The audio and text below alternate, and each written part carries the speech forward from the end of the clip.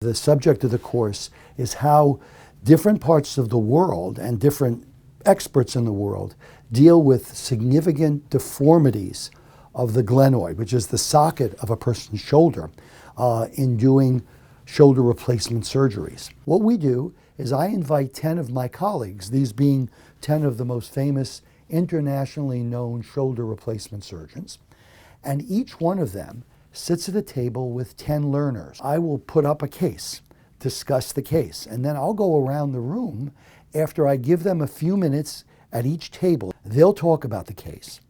I will then open it to the floor and go around the room talking about the issues related to that case, what's significant, what's not significant, and then we'll take it through a progression of, okay, this is what we worry about, and then I'll show them what we did. So I think it's a much better way of having an interactive educational experience, and I think we've proven over the years that there's a lot to be learned that way.